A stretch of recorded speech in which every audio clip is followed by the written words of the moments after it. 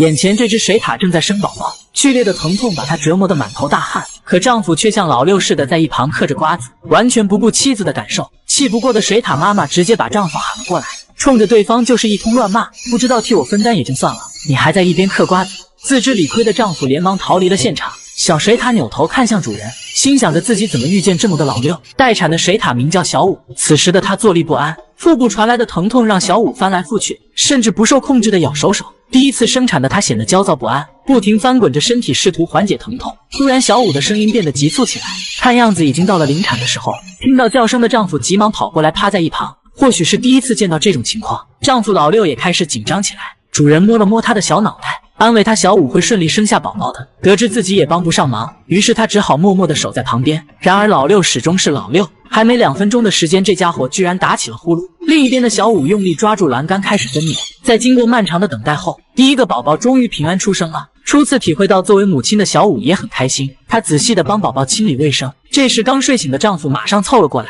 看见母子平安的他很是高兴。经历过分娩后的小五已经疲惫不堪，没多久就进入了梦乡。可不一会他又开始在地上来回翻滚，看来这是要生2胎的节奏啊。在水獭妈妈的努力下，第2个宝宝也顺利降生了。此时的小五开心极了，她捞起一只宝宝又亲又抱，或许只有当妈的才能体会她此时的喜悦吧。但很快小五就察觉到了不对，自己的另一个孩子哪去了？转身一看，才发现小水獭差点被压扁。心疼坏了的水獭妈妈连忙上前检查，赶紧把2个孩子都挪到自己面前，生怕一个不注意就把孩子给弄丢了。此时的小五完全沉浸在当妈的喜悦中。几天后，小水獭长大了一些，萌萌的样子像只小老鼠。本以为小五会悉心的照顾宝宝，但她的行为却把主人给看傻了。只见水獭妈妈在笼外不停扒拉着宝宝，好不容易将宝宝弄出来后，她又转身将小水獭叼回了笼内。原来水獭妈妈是在偷自己的孩子，还真是一孕傻3年啊。这边他刚放下宝宝，转身又跑到外面继续去偷，不过偷来偷去家里面却始终只有2只，这可把水獭妈妈搞懵了。2加2怎么还等于2呢？不过就是可怜了小水獭，因为老母亲折腾半天都不知道她偷的是自己的宝宝。看见这一幕的主人也是哭笑不得，甚至怀疑小五得了产后抑郁症。为了保证足够的奶水喂养孩子，主人每天都会给小五额外加餐，而这家伙每天除了吃就是吃，就连哺乳的时间都在补充营养。很快到了水獭宝宝体检的时间，出生1周的小水獭已经有80多克。此时的他们还没睁开眼睛，总是喜欢到处乱爬。除了每天喂养宝宝，水獭妈妈还喜欢叼着孩子四处转悠。不过这样的方式真的好吗？估计此时地上的那只肯定在想，妈妈，我真的是你亲生的吗？好在经过主人的检查后，2只小水獭并无大碍。最后希望2只小水獭能顺利长大。这个小女孩太厉害了，一上来就抓住狼王的脖子不放，还把它当成了自己的坐骑。大叔说这只狼王凶狠无比，经常对着人呲牙咧嘴，但只要看见小女孩立刻换上一副嘴脸。在狼王的心里，小女孩是他唯一的主人，任凭女孩如何取闹，狼王永远摆出一副温顺的样子。可为什么他这么听女孩的话呢？原来女孩的父亲是野生动物管理员，2年前从野外捡回来一窝狼崽，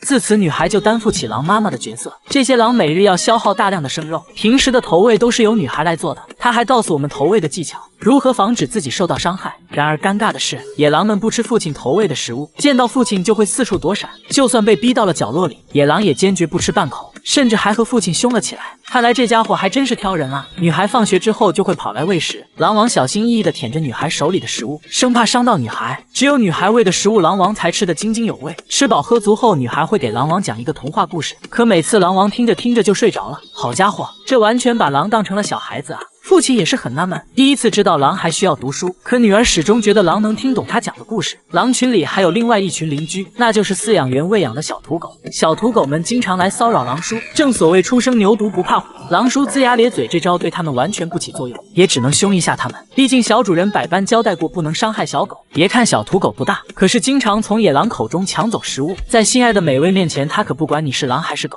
不过大叔把野狼、土狗外加狼狗一起混养，这大家庭属实有点乱啊。能分清的朋友扣666。狼群们也非常懂得报恩，每当大雪过后，他们就会充当小女孩的人力车夫，拉着女孩在雪地上尽情奔跑。看小女孩天真的笑容，别提有多开心了。万物皆有灵性，他们也知道女孩对自己最好，所以园内的每只狼都对女孩毕恭毕敬。实际上女孩也成为了狼群家族的首领。这个狭小的墙洞内生活着一窝流浪猫，发现有陌生人靠近，几只小猫纷纷探出小脑袋，好奇地打量着小哥。让人意外的是，小猫们并没有害怕，而是一只只跳下来迎接小哥。看它们的体型也才刚断奶的样子，虽说是流浪在外，但几只小猫的颜值是真的高。一只小猫好奇地打量着小哥，甚至还主动走了过来。想来他们并不是第一次接触人类了。小哥忍不住伸手摸了摸猫咪的小脑袋，想不到小家伙还很享受。而另一只小猫还和小哥做起了游戏，也不知道他们的妈妈去了哪里。几只小猫可怜巴巴的眼神望着小哥，似乎在祈求对方能给点吃的。躲藏在洞里的小黑猫胆子比较小，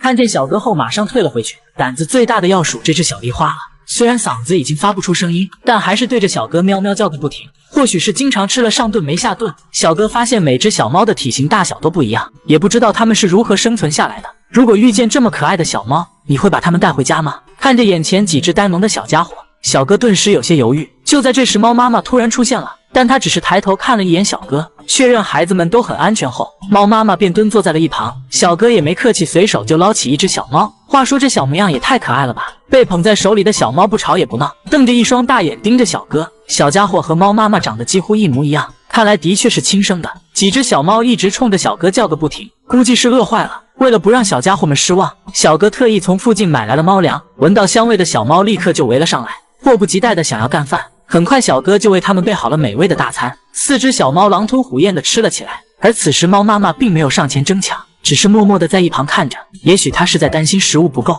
所以想让孩子们都吃得饱饱的。对于流浪猫来说，它们不知道下一次吃饱是什么时候，因为并不是每一次猫妈妈带回来的食物都能让所有的小猫填饱肚子。小哥发现其中一只小猫的胆子特别小，并且好像眼睛还受了伤。正当小哥想上前仔细查看时，小黑猫却迅速躲回了洞里。也不知道小家伙为啥这么胆小，其他几只都在努力干饭，唯独它唯唯诺诺的躲在家里。母猫也是一副恨铁不成钢的样子，心想着这孩子咋一点也不随我呢？看见兄弟姐妹们吃着香喷喷的肉罐头，没吃饱的他还是壮着胆子爬了出来。小家伙在一旁犹犹豫豫，在周围转了一圈，愣是没吃上一口，一副胆小又可怜的模样，看得小哥干着急。就连一旁的老母亲都看不下去了，直接转过身留下一个背影，让小黑猫自己反思去。此时胆子最大的小梨花已经吃饱喝足，随后他开心地返回了家中。而这只小黑猫始终不敢上前去吃碗里的食物，吃了几口地上的残渣后，又害怕地躲回洞内。猫妈妈蹲坐在角落里一言不发，只有等孩子都吃饱了，它才肯进食。小黑猫谨慎地打量着小哥，可还没等小哥靠近，它就缩了回去。反观外面的两只一直在闷头干饭。俗话说撑死胆大，饿死胆小的，难怪小猫们的体型会有所差异，原来和它们的胆子有很大关系。接着小哥再次抱起这只胆大的小梨花，呆萌的样子真是让人越看越喜欢。话说谁不想拥有这样一只可爱的小奶猫呢？不久后几只小猫也都陆续吃饱了，可胆小的黑猫还在一边转悠，看来今天它是不打算填饱肚子了。很快体型最大的小猫也终于吃饱了，但由于吃得太撑，导致身体被卡在了家门口。热心的小哥只好用手指帮它一下。这时猫妈妈在一旁吃着孩子们剩下的食物，而吃饱喝足的小猫也安静了下来。最后希望每个人都能善待流浪动物，尤其不要轻易抛弃自己的宠物。也许我们不经意的善举，对流浪动物来说却是一次崭新的生命。